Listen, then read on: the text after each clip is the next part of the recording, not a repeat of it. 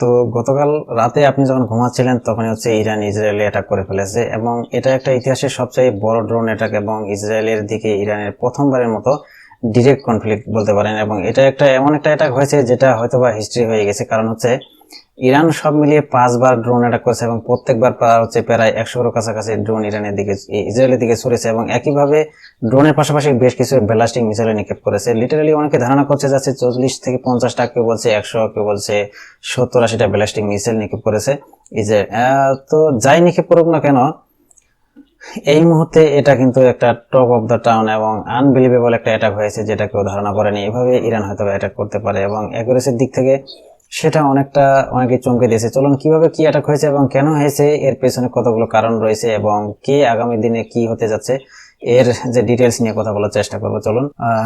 ঘটনার সূত্রপাত হয়েছে গত 1 এপ্রিল, যখন ইরানিয়ান কনসুলেটে ইসরায়েল হামলা করে এবং সব মিলিয়ে 16 জন মানুষকে হত্যা করে প্রথমবারের মতো, এবং সেখানে প্রায় 7 জনের বেশি ইরানি IRGC কমান্ডার ছিলেন। এটা ইরানের জন্য বিশাল একটা লস এবং সেই লস কাটিয়ে ওঠার ব্যাপারে ইরান ক্লিয়ারলি ঘোষণা দিয়েছিল যে তারা অবশ্যই এটা হিট করবে।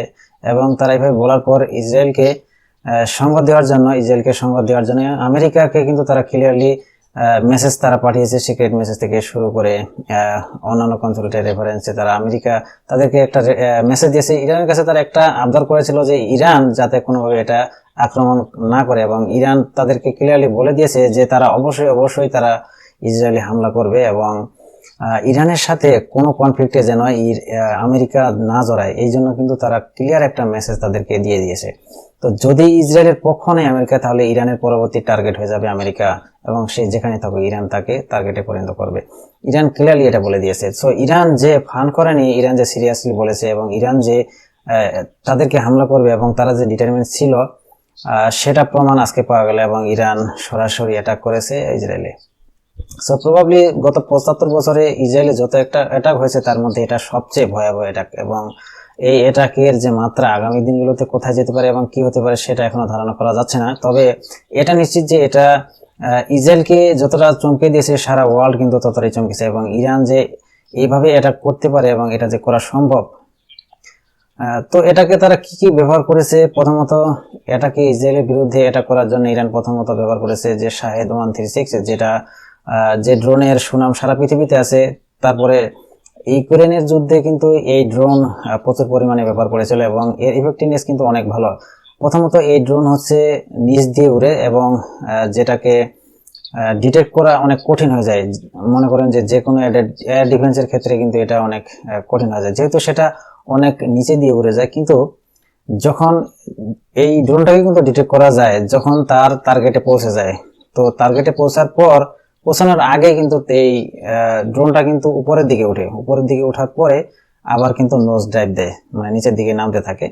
তো যখনই এটা উপর দিকে উঠে তখনই কিন্তু যে কোনো এয়ার ডিফেন্স তারাকে ডিটেক্ট করে ফেলে। সো তো এত ড্রোন যখন ছুটবে তখন কিছু ড্রোন তো নিশ্চিতভাবে হিট করবে এবং কিছু ড্রোন তো ইন্টারসেপ্ট হবে, এটা স্বাভাবিক। যদিও ইসরায়েলের এয়ার ডিফেন্স ক্লিয়ারলি ক্লেম করেছে, তাদের যে সেনাবাহিনী আছে তারা ক্লিয়ারলি বলেছে যে 99% তারা ইন্টারসেপ্ট করেছে, কিন্তু বাস্তবতা কিন্তু সেটাকে সাপোর্ট করে না। কারণ এখন পর্যন্ত বেশ কিছু ভিডিও ফুটেজ সামনে এসেছে, ইসরায়েলিরাই সেই ভিডিও করেছে, কিন্তু সেখানে দেখা গেছে যে ব্যালিস্টিক মিসাইলগুলো ক্লিয়ারলি হিট করেছে এবং তাদের ভূমিতে এগুলো আছড়ে পড়ছে। এবং কোথায় কোথায় হিট করেছে, এখানে ইরানের বেশ কিছু টার্গেট ছিল, সেগুলো ভালোভাবে তারা হিট করতে পেরেছে। এবং এছাড়া মিলিটারি যে বেসগুলো আছে সেখানেও তারা টার্গেট করেছে এবং হিটও হয়েছে।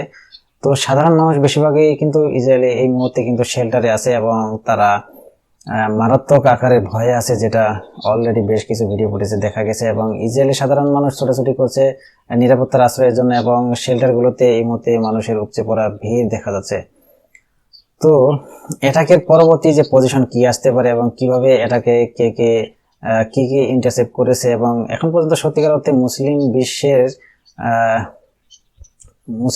তেমন কেউ আসলে তেমন কোনো ইন্টারসেপ্ট করেনি, এবং জর্ডান ক্লিয়ারলি ইন্টারসেপ্ট করেছে এবং বেশ কয়েকটা ড্রোন ভূপাতিত করেছে। এবং তো এখানে একটা বিষয় আমি বুঝলাম না যে জর্ডান কিভাবে তাদের মিসাইলগুলো ইন্টারসেপ্ট করে, এবং এটাকের আগে ইরান আসলে কি করেছিল। এবং এটা শুরু হওয়ার আগে ইরান কিন্তু ক্লিয়ারলি তারা মেসেজ দিয়েছিল এবং তারা বলেছে যে পুরো ওয়ার্ল্ডে তারা মেসেজটি দিয়েছিল এবং তারা বলেছে যে তারা ইসরায়েল অবশ্যই হিট করবে, এবং সেই ক্ষেত্রে ইরান কিন্তু তাদের এয়ার বেস খালি করে ফেলেছে, তারপর এয়ার এরিয়া খালি করে ফেলেছে। সেই ক্ষেত্রে একইভাবে তারা ইসরায়েলও কিন্তু একইভাবে তাদের এয়ার যে আকাশসীমা আছে সেগুলো কিন্তু তারা খালি করে ফেলেছিল। তো ব্যাপারটা এমন হয়েছে, ইরান, ইরাক, সিরিয়া, লেবানন এবং ইসরায়েল এই 5টা দেশের এয়ার পুরোপুরিভাবে কিন্তু খালি হয়ে গিয়েছিল। কিন্তু অল্প কিছু এয়ার সেখানে থাকলেও আলটিমেটলি এটা একটা ধারণা করা যাচ্ছিল যে নেক্সট 24 আওয়ারে যে কোনো মুহূর্তে কিন্তু ইরান অ্যাটাক করতে পারে এবং এটাকে কোনো একটা বড় সিদ্ধান্ত তারা কিন্তু নিতে পারে। ঠিক গতকালকে বিকালে তারা মূলত একটা শিপ তারাকে ইন্টারসেপ্ট করেছে, মানে আটক করেছে, যেটা পর্তুগিজের রেজিস্টার্ড কিন্তু ক্যাপচার করে হচ্ছে তারা এটা আটক করে হচ্ছে পার্সিয়ান গল্পে, এবং এটার মালিক হচ্ছে একজন ইসরায়েলি। সো এটা একটার যে সিজ করার পর ধারণা করা হচ্ছিল যে এটার যে রেশন, এটার যে রিয়েক্ট, এটা কিন্তু খুব সিরিয়াস ভাবে হয়ে যাবে। কিন্তু ধারণা করা হচ্ছিল যে পার্সিয়ান গল্পে তারা যদি ব্লক করে এবং ইসরায়েলের যে এই মুহূর্তে যে ট্রেড রুট রয়েছে সেটা ইউএস, সৌদি আরব এবং জর্ডান হয়ে ইসরায়েলে কিন্তু পৌঁছায়, সে তো পার্সিয়ান গল্প যদি ইসরায়েলের যে শিপগুলো আছে সেই শিপগুলো যদি এভাবে সিজ করতে থাকে তাহলে এসকেলেশন কিন্তু এমনিতে হয়ে যাওয়ার কথা। কিন্তু বিকালে শিপ সিজ করে কিন্তু সকালে ড্রোন মিসাইল অ্যাটাক, এটা আসলে অবিশ্বাস্য, কেউ ভাবতে পারেনি। আসলে একইভাবে অ্যাটাকের আগে যখন ইরান তাদের ওয়ার্নিং দিয়েছে তখন কিন্তু কাতার এবং কুয়েত ক্লিয়ারলি বলেছে তারা কিন্তু তাদের এয়ার এরিয়া মানে আকাশসীমা ব্যবহার করে কোনো ধরনের ইরানের বিরুদ্ধে এয়ার স্ট্রাইক তারা করতে দিবে না। একই ধরনের ঘোষণা দিয়েছে তুর্কি।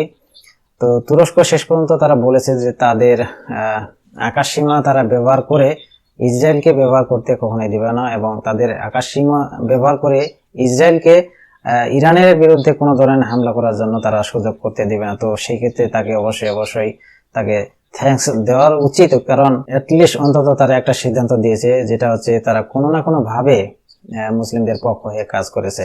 সো আমার মনে হচ্ছে যে এই বিষয়টা যখন অ্যাটাকটা হয়ে গেছে, তো এর পরবর্তী যে বিষয়গুলো আছে সেগুলো কি হতে পারে। তো নেক্সট ইসরায়েল অবশ্যই অ্যাটাক করতে পারে, কারণ হচ্ছে ইসরায়েল যদি এখানে অ্যাটাক না করে, শুরুর দিক থেকে তারা হচ্ছে মূলত একরোখা, তারপরে এত বড় একটা অ্যাটাক যদি ইসরায়েল রেসপন্স না করে তাহলে ইসরায়েল এই মুহূর্তে যে সারা ওয়ার্ল্ডে তারা যে আনবিরেবল, কিন্তু অলরেডি তাদের বিরুদ্ধে যে অভিযোগগুলো এসেছে যে হামাসের বিরুদ্ধে তারা কিন্তু অলরেডি ডিফিটেড। তো এটা যদি তারা রেসপন্স না করে, ইরানের বিরুদ্ধে যদি কোনো রিয়েক্ট না করে আবার পুনরায়, তাহলে সেই বিষয়টা আসলে পুনরায় প্রমাণিত হয়ে যাবে। তো ইসরায়েলে তাদেরকে হিট করবে, এই জিনিসটা আসলে কি হতে পারে যদি ইসরায়েল আবার পুনরায় অ্যাটাক করে, আবার ইরান যদি আবার ব্যাকফায়ার করে, তাহলে সেই ক্ষেত্রে কি হতে পারে। সো ইরান এই অ্যাটাকের পর ক্লিয়ারলি বলে দিয়েছে যে নেক্সট অ্যাটাক আরো ভয়াবহ হবে, এবং তাদের কাছে যে হাইপারসনিক মিসাইল রয়েছে, তো প্রবাবলি এই মিসাইলগুলো তারা ইসরায়েলের যে গভর্নমেন্টের যে স্ট্রাকচারগুলো আছে, যেমন মিলিটারি বেস, তারপরে অন্যান্য যে স্থাপনাগুলো আছে সেগুলো, তারপরে এয়ার ডিফেন্সগুলো আছে সেগুলোতে মূলত তারা টার্গেট করতে পারে। তো অনেক কিছু হতে পারে। তো যে কোনো কিছু চিন্তা করেন আপনি, ইরানের এখন সবকিছু কিন্তু টার্গেটে চলে আসে এবং আসার মতোই কিন্তু এই বিষয়টা। সো এই অবস্থায় আমেরিকা সত্যিকার অর্থে কি ইসরায়েলের পক্ষে হয়ে ইরানের এই বিষয়টা কিন্তু লিড করবে কিনা? তো আমার কাছে মনে হচ্ছে আমেরিকার যে অবস্থা বর্তমানে, সত্যিকার অর্থে তারা যুদ্ধ করার মতো সেভাবে প্রস্তুত নয়। কারণ যদিও যুদ্ধ করে তাহলে ইরান যে মানে তারা কোনোভাবে প্রস্তুতি না নিয়ে এভাবে মাঠে নেমেছে, খালি হাতে মাঠে নামিয়েছে, এটা কিন্তু ভাবার কোনো কারণ নেই। কারণ হচ্ছে রাশিয়া যখন খুব ক্রান্তিকালে আসছিল আর কি একটা সময়, তখন কিন্তু তাদেরকে যখন কেউ হেল্প করে না, সেই মুহূর্তে কিন্তু ইরান তাদেরকে হেল্প করেছে, ইরান তাদের ড্রোন দিয়ে। এবং শুধু ড্রোন নয়, রাশিয়া বিভিন্ন ক্ষেত্রে কিন্তু ইরানের মাধ্যমে কিন্তু অনেক বিভিন্নভাবে তারা সাহায্য পেয়েছে, বড় ধরনের হেল্প তারা করেছে। সো এইসব হেল্পগুলোকে তারা রাশিয়া কিন্তু কোনোভাবে কিন্তু এটা নষ্ট হতে দিবে না। তারা কিন্তু এটা যে অকৃতজ্ঞতা প্রকাশ করবে তা কিন্তু নয়। অবশ্যই তারা ইউএসএ যদি এখানে ইরানের বিপক্ষে আসে তাহলে রাশিয়া তো অবশ্যই আসবে, কারণ এখানে বেশ কিছু বিষয় আছে। যদি ইরানে বর্তমানে মধ্যপ্রাচ্যে যদি ইরান এখানে কোনোভাবে তাদের হাতছাড়া হয়ে যায় বা তারা কোনোভাবে দুর্বল হয়ে যায়, তাহলে মধ্যপ্রাচ্যে রাশিয়া দুর্বল হয়ে যাওয়া। কারণ মধ্যপ্রাচ্যে এই মুহূর্তে রাশিয়া এবং ইরান ছাড়া তাদের তেমন আর কোনো বন্ধু নেই। তো সেই ক্ষেত্রে যদি ইরান আর সিরিয়া তো অলরেডি পঙ্গু, তো বর্তমানে যদি ইরান আবার একইভাবে সেই অবস্থায় ফিরে যায় তাহলে কিন্তু মধ্যপ্রাচ্য থেকে রাশিয়া কিন্তু পুরোপুরি এখান থেকে বিতাড়িত হয়ে যাবে। তো ইরান তার এই মুহূর্তে সবচেয়ে বড় এলাকার মধ্যে একটি, তো তাকে কোনোভাবে তারা এভাবে ছেড়ে দেবে না। যদি সরাসরি তারা যুদ্ধে জড়িত না হয় তবে পাওয়ারফুল কোনো অস্ত্র দিয়ে অবশ্যই সেখানে সার্ভ করবে। এটাই হচ্ছে সবচাইতে বেশি চান্স হওয়ার বিষয়। এবং যদি রিজনাল কোনো ওয়ার্ল্ড ওয়ার শুরু হয় তাহলে এটাই হচ্ছে সবচাইতে বড় ওয়ার্ল্ড ওয়ারের একটা রিজন আর কি। তো তাহলে ইরান আসলে নেক্সট মুভ কি হতে পারে, কিভাবে হতে পারে? দেখুন, মধ্যপ্রাচ্যের সিনারিও যদি আপনি ক্লিয়ারলি ফলো করেন তাহলে একটা জিনিস আপনারা খুঁজে পাবেন, ইরান এখানে কিন্তু কখনোই একা ছিল না। এখানে বেশিরভাগ অংশ কিন্তু বিভিন্ন যে গ্রুপগুলো আছে সেই গ্রুপগুলোকে সাথে নিয়ে কিন্তু তারা এখানে আছে। একইভাবে বিভিন্ন গভর্নমেন্টও কিন্তু ইসরায়েলের পক্ষ নিয়ে কাজ করে। জর্ডান, আপনার মিশর, এমনকি তুরস্ক কিন্তু ইসরায়েলের হয়ে কাজ করে। সো গভর্নমেন্ট যদিও তাদের পক্ষে হচ্ছে ইউনাইটেড, জনগণের দিক থেকে কিন্তু তারা আইসোলেটেড। ইরানের হাতে যে যুদ্ধ করার অপশনগুলো আছে ততটা অবশ্য সহজ না ইসরায়েলের বিপক্ষে, কারণ ইরান প্রথমত নিজেই হচ্ছে, ইসরায়েলও যে তাদের বিপক্ষে যুদ্ধে আসবে সেটা কিন্তু তাদের পক্ষে কোনোভাবে এতটা সহজ নয়, কারণ ইরান কিন্তু নিজেই কিন্তু পাওয়ারফুল একটা দেশ। কারণ তাদের এই মুহূর্তে ওয়ার্ল্ড র্যাঙ্কিং এ যে 14তম অবস্থানে আছে এবং ইসরায়েল আছে 17তম অবস্থানে। এবং একইভাবে ইরানের হাতে অবশ্যই বর্তমানে 5 থেকে 6টা তাদের সংগঠন বর্তমানে তাদের হাতে রয়েছে, তারা নিয়ন্ত্রণ করে, যেমন হামাস, তারপরে হিজবুল্লাহ বলেন, তারপরে ওয়েস্ট ব্যাংকে যারা পশ্চিম তীরে যারা পিএলও মানে এরকম কিছু সংগঠন রয়েছে, হামাসে কিন্তু কয়েকটা আছে। তো তারপরে আছে আপনার হুতি, যাদের প্রায় 4 লাখের মতো অ্যাক্টিভ মেম্বার রয়েছে। তো হামাস তো আছেই, তারপরে হামাসের অলরেডি 40,000-এর মতো তারপরে মেম্বার আছে, হিজবুল্লাহর আছে 1 লাখের বেশি, মিসাইল এবং 2 লাখের বেশি মেম্বার আছে। তারপরে ইরাক এবং সিরিয়া, তারপরে যেটাকে বলা হয় বেশ কিছু সেখানে কিন্তু সংগঠন আছে। সো এরাও কিন্তু রয়েছে। তো আলটিমেটলি এখানে কিন্তু প্রবাবলি প্রায় 1 মিলিয়ন সোলজার রয়েছে শুধুমাত্র ইরানকে বাদ দিয়ে। কিন্তু এটা এই যে 1 মিলিয়ন সোলজার মানে 1 মিলিয়ন সেনাবাহিনীর সদস্যর মতো আর কি। তো এগুলো কিন্তু ইরানের রয়েছে, ইরানের গুলো বাদ দিয়ে কিন্তু। তো ইরানের কি রয়েছে, ইরানের যে পাওয়ার রয়েছে সেটা অবিশ্বাস্য। তারাও কিন্তু বেশ বড় আকার কিন্তু একটা ফোর্স নিয়ে চলছে, প্রায় 6 লাখের কাছাকাছি তাদের ফোর্স রয়েছে। তো সেই ক্ষেত্রে এখানে সব মিলিয়ে প্রায় 1.5 মিলিয়নের বেশি তাদের সদস্য রয়েছে। তো 1.5 মিলিয়ন যদি, মানে এটা একবার ভাবা যায় অবিশ্বাস্য একটা বিষয়। তো যেহেতু ওয়ার মুভমেন্ট চলে এসেছে এই মুহূর্তে, তারা রিজার্ভ ফোর্সকে কিন্তু মাস্ট কল করবে। তো সে এটা 7-8 লক্ষের বেশি চলে যেতে পারে, সেই ক্ষেত্রে 1 মিলিয়ন প্লাস, তো সেক্ষেত্রে প্রায় 2 মিলিয়ন হয়ে যেতে পারে, মানে 20 লাখের বেশি হতে পারে, কম না কিন্তু। তো সেই ক্ষেত্রে 1 মিলিয়ন মানে 2 মিলিয়ন যে 2 মিলিয়নের সেনাবাহিনীর একটা সদস্য যদি একই সাথে এখানে যদি অর্ধেকও সরাসরি জড়িত হয়ে যায় তাহলে ইসরায়েলের যে ডিফেন্স ফোর্স আছে তাহলে কয়জনকে তারা হত্যা করবে? তো আমার ধারণা হচ্ছে যে যদি এরা একই সাথে সবগুলো, মনে করেন যে তাদের যেহেতু 2 মিলিয়ন আছে, এখানে যদি আপনার 1/2 মিলিয়নও যদি একসাথে অ্যাটাক করে তাহলে ইসরায়েলের জন্য এটা বিষয়টা কিন্তু খুব বড় একটা কনফ্লিক্টে তারা পড়ে যাবে এবং বড় একটা সমস্যায় পড়ে যাবে। তো এটা দেখতে হবে, অতীতের আরবে যত যুদ্ধ হয়েছে কারোই কিন্তু সেভাবে যুদ্ধ করে জেতার মতো অপশন ছিল না। তারা হচ্ছে মিলিটারি অনেক উইক ছিল, ইসরায়েলের সাথে লড়তে গিয়ে তারা কিন্তু হেরেছে। তো সেই সবগুলো যুদ্ধের কোথাও আপনি খুঁজে পাবেন না যে ইরান লড়েছে। ইরান কিন্তু তাদের সাথে কখনোই সরাসরি তাদের সাথে যুদ্ধ হয়নি, কিন্তু এবার ইরান সরাসরি কিন্তু অ্যাটাক করে ফেলেছে। তো তারই হচ্ছে লিডে আছে এই মুহূর্তে বর্তমানে। তো যদি তারা লিড করে তাহলে বিশাল এই রেজিস্ট্যান্স গ্রুপ নিয়ে যদি তারা ইসরায়েলকে যদি লিড করতে যায়, মানে ইসরায়েল যদি তাদের বিরুদ্ধে কোনো লিড করতে যায় তাহলে তো এর ভয়াবহতা কিন্তু সিরিয়াস হয়ে যাবে এবং এত বিশাল ভয়াবহতা হবে যেটা আসলে কল্পনা করা যায় না। আমি আসলে শেয়ার করে যাচ্ছি যে যদি একটা রিজন ওভার হয় দুদিক থেকে মানুষ মরবে। ইসরায়েলের সব মিলিয়ে বর্তমানে 8 থেকে 9 মিলিয়ন মানুষ রয়েছে। আপনি জাস্ট একটু চিন্তা করে দেখেন আরো পড়লে আসলে কি হবে, এখানে কত মানুষের মৃত্যু হতে পারে। এবার বলি এটার আসলে প্রয়োজন ছিল কিনা। হ্যাঁ, এই ব্যাপারটা আসলে সিরিয়াসটা প্রয়োজন ছিল, কারণ ইরান যদি স্টেপ আপ না করতো তাহলে ইসরায়েল যেভাবে এখানে অ্যাটাক করে যাচ্ছিল, কখনো তারা অ্যাটাক করছে গাজায়, কখনো সিরিয়া, কখনো ইরাকে, কখনো লেবাননে, তারপরে তার প্রতিবেশী যতগুলো দেশ রয়েছে জর্ডান এবং তারপরে সৌদি আরব, মিশর, এই দেশগুলো বাদ দিয়ে কিন্তু প্রত্যেকটা দেশকে কিন্তু তারা আক্রমণ করে যাচ্ছিল এবং এখানে প্রচুর পরিমাণে মানুষ তারা হত্যা করে যাচ্ছিল এবং তারা হত্যার কেন্দ্রবিন্দুতে কিন্তু তারা পরিণত হচ্ছিল। কিন্তু আরবদেরকে তারা যেখানে পাচ্ছে সেখানে তাদেরকে হত্যা করে যাচ্ছে। তো আপনি হয়তো ভাবতে পারেন আসলে আরব শাসকরা যেটা ভাবতেছে যে তাদেরকে এখানে এখানে তাদেরকে হত্যা করতেছে, তাদের এটা সমস্যা, তাদের ব্যক্তিগত সমস্যা, এখানে আমাদের তো কোনো সমস্যা না, আমরা তো ভালো আছি।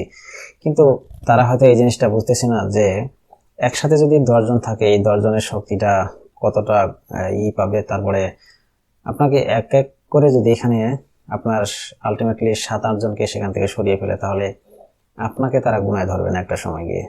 আপনাকে তারা যেটা করতে বলে আপনি সেটা করতেই বাধ্য হবেন। হ্যাঁ, তো তাদের অবস্থানটা এমন হয়ে গেছে যে আমরা সবকিছু করতে পারি এবং আমাদের বিরুদ্ধে কেউ কিছু করতে পারে না, এটা ইসরায়েল ভাবতেছে। তো ইরান যদি স্টেপ না নেয় তাহলে আগামী দিনগুলোতে যে ইসরায়েলের যে মানে বাড়াবাড়িটা, এটা কিন্তু অনেক গুণ বেড়ে যাবে। হ্যাঁ, তো এটা খুব বেশি প্রয়োজন ছিল। তো এটা কত বড় হতে পারে, মানে ইসরায়েলের মূল টার্গেট হচ্ছে সত্যিকার অর্থে হামাস, ইসরায়েল, ওয়েস্ট ব্যাংক, এগুলো কিন্তু না। ইসরায়েলের মূল টার্গেট হচ্ছে সম্পূর্ণ ফিলিস্তিন, তারপরে জর্ডান, তারপরে সৌদি আরবের বিশাল একটা এরিয়া, ইনফ্যাক্ট আপনার সিনাই উপত্যকা, এই সবটি মিলে পুরো যে রিজনটা আছে, এই রিজনটা মিলে তারা নিজেদের মনে করে, এবং সেজন্য কিন্তু তারা এইসব জায়গায় তারা নিজেদের মনে করে তারা সব সময় যে কোনো অ্যাটাক তারা করে বসে। তারা জানান দিচ্ছে যে আগামী দিনগুলোতে তারা গ্রেটার যে ইসরায়েল যে প্রতিষ্ঠা করতে চাচ্ছে তারা, সেটা গ্রেটার ইসরায়েল, সেটা হবে কি হবে না সেটা পরের ব্যাপার। কিন্তু ইসরায়েল যেভাবে হামলা করে যাচ্ছে, ইসরায়েল যেভাবে মানুষকে মেরে যাচ্ছে, তাদের বিরুদ্ধে কথা বলার জন্য অ্যাটলিস্ট একটা শক্তির প্রয়োজন ছিল এখন পর্যন্ত। যদি ফায়ার পাওয়ারের দিকে চিন্তা করেন, ইরান থেকেও বেস্ট স্ট্রং পজিশনে রয়েছে কিন্তু তুরস্ক। সেই তুরস্ক কিন্তু এখন পর্যন্ত কোন অ্যাটাক তো পরের কথা, ইসরায়েলের লাইফলাইন হয়ে কিন্তু তারা কাজ করে গিয়েছে। একইভাবে মিশর, এমনকি আপনি আজকের একটা ঘোষণা দেখেন, আজকে জর্ডান এবং আপনার জর্ডান আরেকটা কোন দেশ যেন, আমার নামটা সঠিক মনে আসতেছে না, এই দুটি দেশ ইসরায়েলের মানে ইসরায়েলের সাথে থাকার তারা ঘোষণা দিয়েছে। এই অবস্থায় মানে ইসরায়েলের বিপদে তারা সবসময় পাশে থাকবে। চিন্তা করতে পারছেন একবার, তারা সবসময় ইসরায়েলের লাইফলাইন হতে তারা কিন্তু কাজ করে গেছে। কিন্তু তাদের বিরুদ্ধে তো একটা শক্তি অবশ্যই অবশ্যই দাঁড় করাইতে হবে, এবং কে করবে? তো এটাই হচ্ছে ইরান, তারা করেছে। সো কল মুসলিম যে উম্মার হয়ে কথা বলা, এটা হচ্ছে তারা করে গেছে। কিন্তু এবং অনেক আগে থেকে আমি অনেক আগে থেকে দেখে যাচ্ছি যে ইরান বেশ একটা স্ট্রং ভূমিকা পালন করে যাচ্ছে, এবং আজকে ইরান সেটা প্রমাণ করেছে, এবং তারা যা বলেছে তারা সেটাই করতে পারে। এবং এখানে অনেকে হয়তো ভাবতে পারেন যে আমি ইরানের পক্ষ নিয়ে অনেক কথা বলতেছি, আসলে তা না। এটা একটা ক্লিয়ার যে একটা মেসেজ, ইরানি মূলত সেই অ্যাটাক করার সাহসটা করেছে, এবং ইরানকে কারো কাছে কিন্তু সাহায্য চাইছে। ইরান কিন্তু কারো কাছে তেমন কোনো সাহায্য চায়নি। আপনি এর আগে দেখেন প্রায় 10-12টা মুসলিম কান্ট্রি কিন্তু প্রায় সবগুলো এক হয়ে, প্রায় সবগুলো আরব কান্ট্রি কিন্তু এক হয়ে ইসরায়েলের বিরুদ্ধে কিন্তু যুদ্ধ করেছে, এবং সেই যুদ্ধে কিন্তু তারা হেরেছে। কিন্তু ইরান কিন্তু এই ক্ষেত্রে কারো কাছে কিন্তু সাহায্য চায়নি। আবার সাহায্য চাইলে যে তারা পাবে তা কিন্তু নয়, তারা কারো কাছে সাহায্য পাবে না। কারণ আর সাহায্য চাওয়ারও তেমন একটা প্রয়োজনীয়তা আছে বলে মনে করে না তারা। কারণ এই যে একটু আগে বললাম যে তাদের প্রায় 2 মিলিয়নের বেশি তাদের ফোর্স আছে। তো এই ফোর্সটা যদি একবার অর্ধেক যদি তারা কাজে লাগায় তাহলে কিন্তু এটা যথেষ্ট, কারণ তারা জানে তারা কতটা পাওয়ারফুল। হ্যাঁ, তো রেজিস্ট্যান্স গ্রুপগুলোর যে শক্তিটা আছে, এটার মূল শক্তি হচ্ছে ইরান। তো ইরান যেহেতু অ্যাটাক করেছে, তাহলে সেই সূত্র ধরে কিন্তু হিজবুল্লাহ অ্যাটাক করেছে, তারপরে হামাস তো অ্যাটাক করে যাচ্ছে, তারপরে মিসাইল অ্যাটাক করেছে হচ্ছে ইয়েমেনের যে রেজিস্ট্যান্স গ্রুপ আছে সেটা হচ্ছে হুতি। তো অলরেডি ইসরায়েল একটা ফায়ার ব্যাকআপ করে নাই কিন্তু এখন পর্যন্ত। তারপরে কিন্তু যে গ্রুপগুলো আছে তারা কিন্তু প্রতিনিয়ত হামলা করে যাচ্ছে, যে জন্য এখন কনফ্লিক্ট এখন বড় আকার ধারণ করেছে, এবং এটার যে ভয়াবহতা অনেক বড় আকার হতে পারে। তো আমি মনে করছি যে আনঅফিসিয়াল যে ওয়ার্ল্ড ওয়ার চলছে সেটা না হয় এবার অফিসিয়াল ওয়ার্ল্ড ওয়ারে পরিণত হতে পারে। এবং এখানে দুইটা ফ্যাক্ট, সবচেয়ে বড় দুটা ফ্যাক্ট হচ্ছে ইসরায়েলের এই মুহূর্তে অ্যান্টি ইসরায়েল সারা পৃথিবীতে জুড়ে যত বড় একটা গ্রুপ আছে, সারা পৃথিবীতে কিন্তু অ্যান্টি ইসরায়েলের সদস্য সংখ্যা কিন্তু সবচাইতে বেশি। যতগুলো মানুষ অ্যান্টি ইরান, তার চাইতে এই মুহূর্তে অ্যান্টি ইসরায়েল সারা পৃথিবী জুড়ে কিন্তু অনেক বড় আকারে ছড়িয়ে রয়েছে, এবং সারা পৃথিবীতে অ্যান্টি ইসরায়েল সবচাইতে বেশি। আর আমেরিকান এম্পায়ার এই মুহূর্তে সবচেয়ে বেশি খারাপ অবস্থানে রয়েছে। তাদের গত 100 বছরের ইতিহাসে কিন্তু বাজেট ডেফিসিট আছে প্রায় $3 ট্রিলিয়ন উপরে। ইউক্রেনকে হেল্প করতে করতে আমেরিকার হেল্পের অবস্থা অনেক তলানিতে গিয়ে ঠেকেছে। আজকের এটাকে লিটারালি 1.2 বিলিয়নের বেশি ইসরায়েলি যে ওয়েপন এটা গচ্ছা গেছে, মানে আয়রন ডোম যতগুলো ব্যবহার করেছে এটা লিটারালি 1.2 বিলিয়ন প্লাস তাদের খরচ হয়ে গেছে অলরেডি। আমেরিকা যদি এখন এই এটাকে অংশগ্রহণ করে, তাদের জন্য দুটো ফ্রন্ট অলরেডি কিন্তু খোলা আছে। প্রথম ফ্রন্ট হচ্ছে ইউক্রেন, সেটাতে তারা অলরেডি বিশাল ইনভেস্ট করে ফেলেছে। তাদের ইউরোপের বাজারে তাদের ব্যবসা হয়তো বেড়ে গেছে, কিন্তু ইউরোপ নিজে কিন্তু ধ্বংস হয়ে যাচ্ছে, কিন্তু তারা কিন্তু অলরেডি ধ্বংসের পথে। কারণ তাদের যে বাণিজ্য, তারা সেই বাণিজ্য কিন্তু অলরেডি মানে তলানিতে এসে ঠেকে যায়। তো যতই বাজার বাড়ুক, এটা কিন্তু সাস্টেন করবে না, আস্তে আস্তে এটা ডাউন করবে, ফল করবে। আবার হচ্ছে যদি ইসরায়েলের হয়ে মধ্যপ্রাচ্যে যুদ্ধ করতে আসে, আবার আপনি ইমাজিন করুন তেলের যে একটা বাজার আছে সারা পৃথিবীতে, এই তেলের বাজারে কি কি হাঙ্গামা লাগতে পারে, এটা আপনি একবার কল্পনা করতে পারেন? পার্সিয়ান গল্ফ যে আছে, ইরান এটা অবশ্যই ব্লক করে দিবে। ইরান কিন্তু হুতি নয়, বা ইরান হামাস নয়, বা ইরান কিন্তু আপনার সিরিয়া নয়। ইরান যদি এটা বলে যে তারা ব্লক করবে পার্সিয়ান গল্ফ, তারা ব্লক করবে, তাহলে এটা তারা করতে পারে।